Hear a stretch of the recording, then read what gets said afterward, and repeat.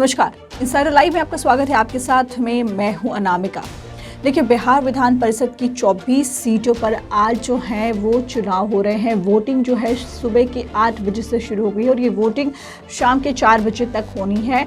इस बीच आपको बता दें कि सुरक्षा के कड़े इंतजाम किए गए हैं। और अगर वैशाली की सीट की बात करें तो जी हाँ, इस सीट पर एक बड़ी बात हो गई है।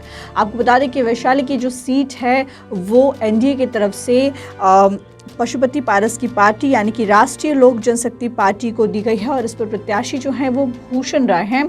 दूसरी तरफ अगर बात करें आरजेडी की बात करें तो सुबोध राय यहां से प्रत्याशी हैं और कांटे की टक्कर तो निश्चित रूप से होगी, क्योंकि सभी राजनीतिक पार्टियां जो हैं वो आज एमएलसी चुनाव जो कि हो रहे हैं, जिस पर वोटिंग जारी है, उसको लेकर के अपनी पूरी की पूरी ताकत झोंक दी थी। लेकिन एक बड़ी बात, एक बड़ा ऑडियो वायरल हो चुका है और ये ऑडियो जो है वो किसी और का नहीं है बल्कि खुद चिराग पासवान का है, जो कि जमुई सांसद हैं और लोजपा के राष्ट्रीय अध्यक्ष हैं।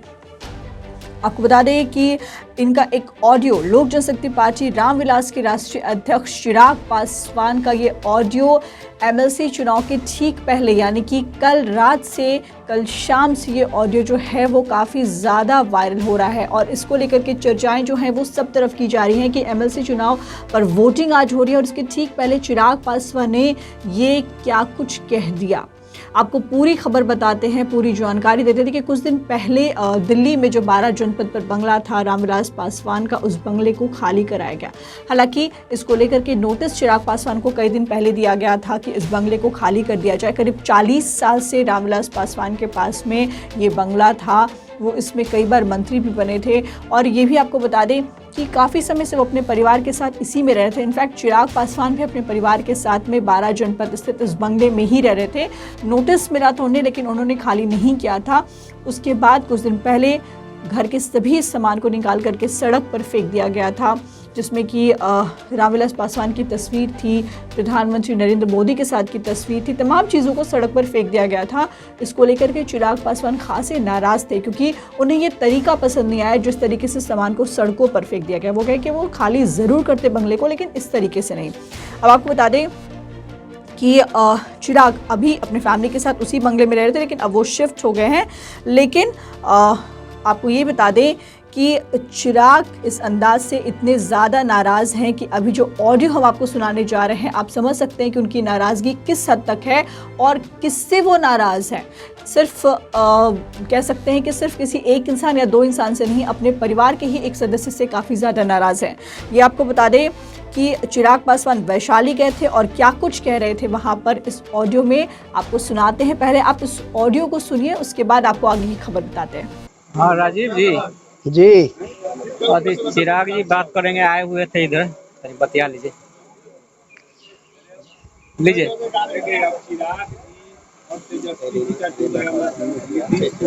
जी नमस्कार, चिराग पासवान जी नमस्कार नमस्कार। नमस्कार, कैसे हैं? जी बढ़िया है। चलिए, घर में परिवार में सब ठीक है ना? हाँ सब ठीक है, सब ठीक है। चलिए ठीक है, बस हम फोन किए हैं जी इस बात को जरूर ध्यान में रखिएगा कि कौन लोग साहब को धोखा दिया नहीं दिया। जी कल जब उनकी तस्वीर सड़क पर फेंकी गई जी तो अपने मंत्रालय के लालच में जो एक जी शब्द नहीं बोले हैं, जी सर।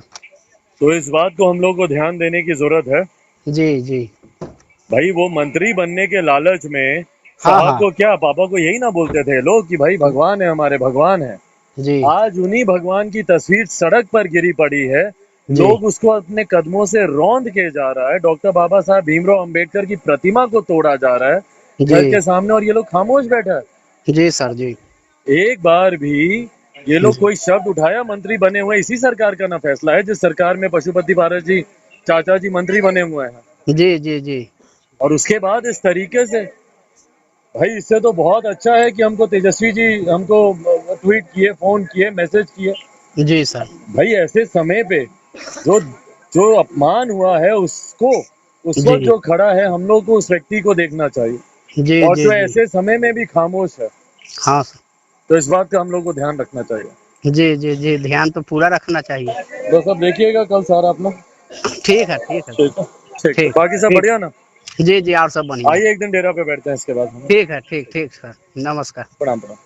तो आपने सुना कि किस तरीके से चिराग पासवान क्या कुछ कह रहे हैं और किस पर निशाना साध रहे हैं। जी हाँ, केंद्र में मंत्री उनके चाचा पशुपति पारस हैं, जिन्होंने रामविलास पासवान जो कि उनके भाई हैं, उनकी तस्वीर सड़क पर फेंकी गई तो उस पर भी वो कुछ नहीं बोले। वो मंत्री पद पर हैं, केंद्र में मंत्री हैं, वो चाहते तो उसको लेकर के आवाज़ उठा सकते थे, लेकिन उन्होंने कुछ भी नहीं कहा। साथ ही साथ इस ऑडियो की पुष्टि फिलहाल हम इनसाइडर लाइव नहीं करती है, लेकिन ये ऑडियो जो है वो सभी तरफ पर वायरल हो रही है।